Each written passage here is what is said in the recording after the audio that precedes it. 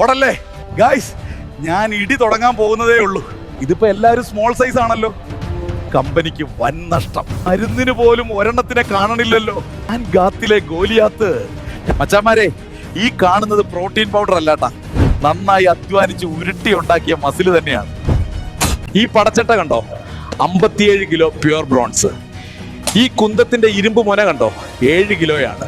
അതുകൊണ്ട് മോനെ സാവൂൾ രാജാവേ, ആർക്കാണ് ആദ്യം സ്വർഗത്തിൽ പോവേണ്ടതെന്ന് നിങ്ങൾ തന്നെ ചർച്ച ചെയ്ത് തീരുമാനിക്കുക. അധികം ടൈം കളയല്ലേട്ടാ. പിന്നെ ഒരു കാര്യം, എല്ലാരും കൂടെ ഒരുമിച്ച് വരല്ലേട്ടാ, അപ്പൊ പെട്ടെന്ന് തീരും.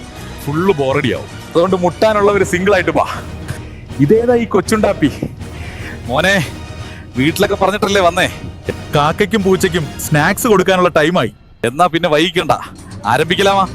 സോറി ഗൈസ്, മുഴുവനാക്കാനായിട്ട് ഗോലിയാത്തില്ല, ആള് പടായി. വലിയ ഡയലോഗൊക്കെ അടിച്ചെങ്കിലും ആദ്യത്തെ ചെറിയ കല്ലിൽ പുള്ളി തീർന്നു.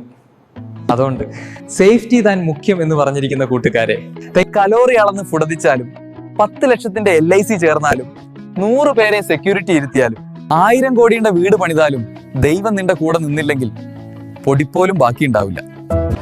2 മക്കബായർ 8-ാം അധ്യായം 12-ാം വാക്യം. അവർ ആയുധത്തിലും സാഹസകൃത്യങ്ങളിലും ആശ്രയിക്കുന്നു. നമുക്കെതിരെ വരുന്ന ശത്രുക്കളെയും ലോകം മുഴുവനെ തന്നെയും അങ്കുലി ചലനം കൊണ്ടു തറ പറ്റിക്കാൻ കഴിയുന്ന സർവശക്തനായ ദൈവത്തിലാണോ നമ്മുടെ പ്രത്യാശ.